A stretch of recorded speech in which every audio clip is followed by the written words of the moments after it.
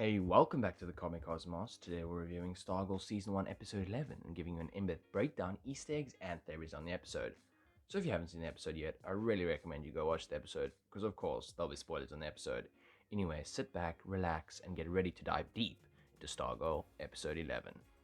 So the previous episode actually focused on Brainwave Jr., and it was actually when Brainwave woke up and with the help of Dr. Ito got his memories back, and then the episode finished Henry Jr.'s character arc with a bang, and yeah, it was an amazing episode with a lot of cool action. We also got a little bit of a tease for this episode of Janet Justin, and we learn more about that this episode. Barbara also found out about Courtney and Pat's secret, and we got a little tease about Courtney's father, which I was very excited to see pay off in this episode. So yeah, we start off the episode with Janet Justin, who kind of, acting a little like a crazy lunatic on drugs. I mean, not gonna lie, but we see that he's a little confused. Well, I mean, I'm more than a little confused, but moving on. I'm looking for a gallant white steed, with fire in its eyes and victory in its heart. Anyway, he asks the farmer for a gallant white steed, which we saw in a picture on his calendar, and the farmer just tells him to leave and says to stop coming around, and he really is just struggling to remember anything. And gets sort of glimpses of things as he's reminded of Stripesy and the cosmic staff, but he doesn't really know what that means. Later in the episode, Brainwave actually mentions how he can wipe someone's memories, but he says it doesn't always work permanently, so it would be safe to presume Brainwave was the one who wiped his mind, and then he made him a janitor at the school, I guess. We then actually see a bus which is taking Sam Curtis, aka Courtney's dad, into Blue Valley, which was a very big part of this episode, and he is holding the locket like the one that Courtney has, which is a little tease to who he really is. We then go back to Courtney's house, where Barbara is trying to get her head around what is really happening in Blue Valley, and they're discussing whether or not they should stay in Blue Valley or leave with Courtney. But she doesn't want to leave Pat. And Pat explains that they need to just go about their day normally and pretend that nothing is happening, so no one, especially Jordan, suspects that they know anything.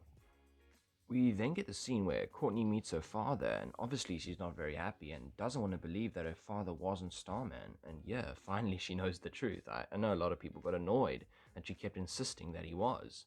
And I think that makes this scene actually even more dramatic for her, and we understand how disappointed she is. You're not my father. Sam then shows her their matching lockets, and her mom tells her that, that's your dad. He explains that he's there to start a relationship with his daughter, which seemed a bit suspicious as he just randomly showed up, and I actually thought he may have like an illness or something which caused him to rethink his life choices, but yeah, I'll come back to Sam later on. Courtney then talks to Pat, and something that happens throughout this episode is that of Mike's scenes, which is he's very much confused as to what is happening, and is making him feeling pretty hurt as he's trying to think like why they're leaving him out of these things and what did he do wrong. And I think it will be interesting to see when he finds out, and if he finds out on his own, what he will do about it. I also have a theory on how Mike's storyline will go that I'll explain later on. We then go back to Janitor Justin, who is trying to get himself to remember, and we see he looks at himself in a mirror and sees one of Dragon King's servants. And he seems that he has all these memories still, but he just needs to trigger them, and he goes to Pat's garage to help him to unlock these memories. And he actually sees them as Dragon King and his servants, and he starts to actually fight them with his sword. And Pat doesn't immediately recognize Justin, but he then realizes that he is actually Sir Justin the Shining Knight. And Pat gets him to back down and sees who they are. And Justin just breaks down and begs Pat to help him as he is so desperate to get his memories back. Not well. It's all right. Pat tries to help him remember who he is, and this helps actually to reveal us Justin's origins and the past of Justin, and how he got his sword, and how he fought Dragon King and he was captured and his memories were suppressed. We then get a scene with Jordan and Brainwave, where Brainwave reveals that Courtney is Stargirl and Pat is Stripesy, which really shocks Jordan. And it is really interesting when Henry actually finds out that Jordan is a little hesitant to their plan due to hurting Barbara, and it's funny when Henry has literally killed his wife and son for Jordan's plan. Henry also reveals that he actually feels more powerful after his son died, and he says he can, instead of implementing their plan in 6 states, to actually half the entire country, which kind of sets in stone that Henry Jr. is in fact dead, but I guess there's still hope. Jordan then goes on to Barbara's computer to see what she knows, and obviously he sees that she was searching things related to Starman and how he was killed by Icicle, which basically pushes him to go all in on his plan. We then see Courtney and Sam getting to know each other, and he starts to get her, and maybe some of the viewers even, to start to believe him that he actually has genuine intentions and really wants to just get to know Courtney. And it would have been interesting to see, as they've been showing Courtney and Pat having their father-daughter relationship, and it would have been kind of weird if they both like really nice guys. I don't know, maybe it's just me.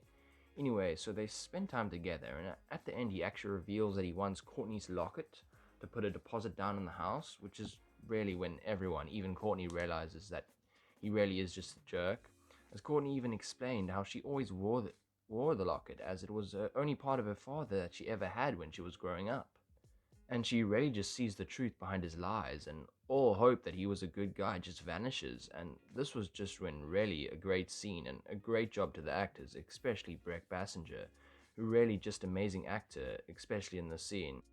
He then just gets up and leave, and Courtney really just goes inside and really embraces Pat as her real father in a way.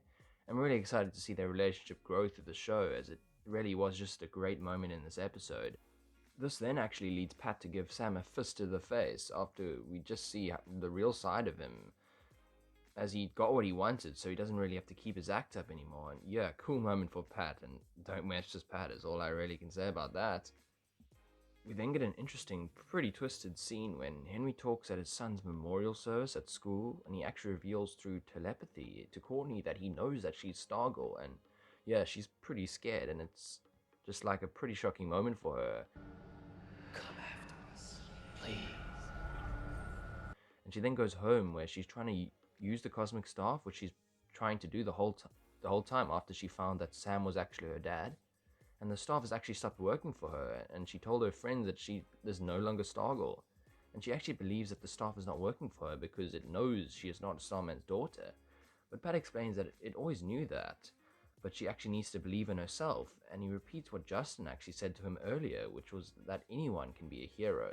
And this leads to the big moment to when Courtney lifts up the cosmic staff again. And this was just a really cool scene, and the staff just seems to glow like so much more. And it seems like this is like the new chapter of Stargirl, who is no longer in the shadow of her supposed father, but fully her own hero. Who is a hero not because of her father, but because she believes in herself. And as Justin says, our queen has arisen. Our queen has risen. And at the end of this episode, we actually get a scene in the Injustice Society's HQ where we see that their plan is nearly ready and that it is indeed expanded to half of America. We also see that Icicle is fully committed and Brainwave is ready to kill the Dugans and Whitmores. And I thought it was interesting that he was reminded not to forget Mike, which was funny as everyone else just forgets to include him, but not the ISA.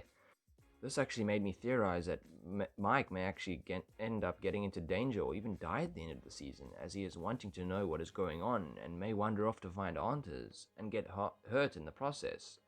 So next episode there'll definitely be some conflict here.